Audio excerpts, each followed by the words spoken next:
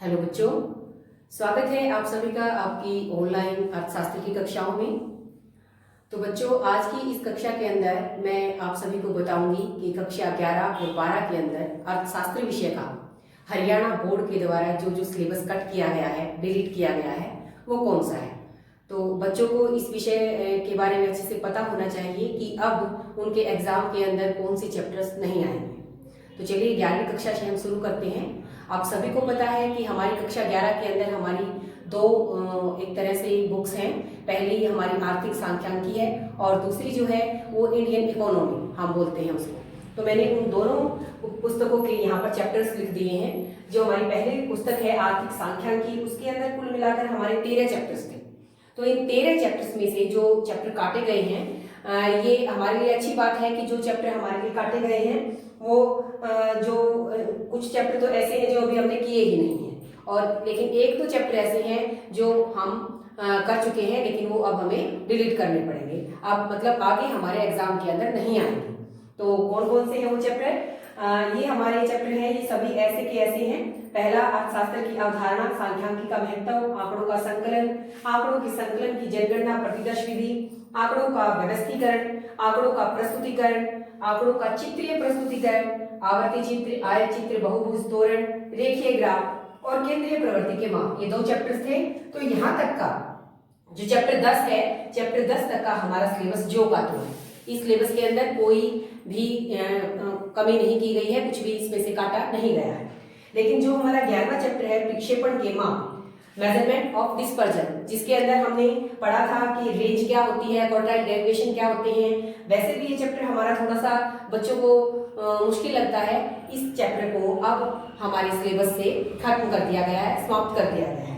तो विक्षेपण के माप या मेजरमेंट ऑफ डिस्पर्जन, इसे हरियाणा बोर्ड की इकोनॉमिक्स की अर्थशास्त्र की पुस्तकों में अब आगे नहीं पढ़ा जाएगा। ये आपके एग्जाम के अंदर इनमें से कोई प्रश्न नहीं पूछा जाएगा।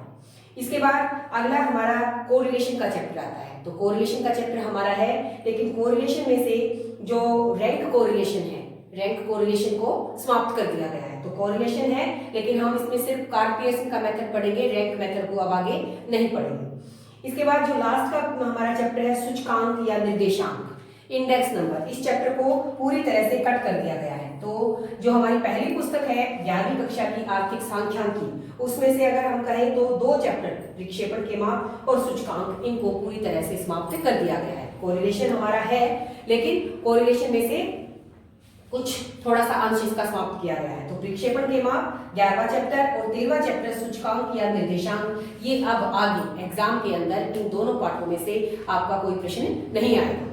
इसके बाद हमारी दूसरी पुस्तक आती है जिसका नाम है भारतीय अर्थव्यवस्था का विकास। इस पुस्तक के अंदर भी हमारे कुल मिलाकर 13 चैप्टर्स हैं। तो इन चैप्टर्स में से कौन कौन से चैप्टर को अब कट कर दिया गया है? पहले जो चैप्टर हमारे स्वतंत्रता प्राप्ति के समय भारतीय अर्थव्यवस्था किस प्रकार की थी, भारत में आर्थिक नियोजन, कृषि संबंधी विशेषताएं, फिर उद्योगों की विशेषताएं, विदेशी व्यापार और आर्थिक सुधार 1991 से। 7वां चैप्टर हमारा निर्धनता, 8वां ग्रामीण विकास।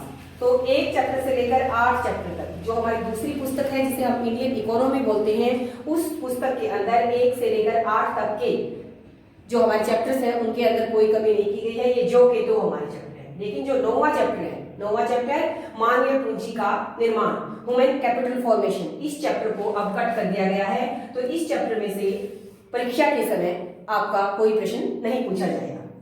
फिर रोजगार की समस्या, ये हमारा चैप्टर 10वां यो का यो है। लेकिन 11वां चैप्टर, 9वें के बाद 11वां चैप्टर आधारिक संरचना, इंफ्रास्ट्रक्चर, इस चैप्टर को अब समाप्त कर दिया गया है।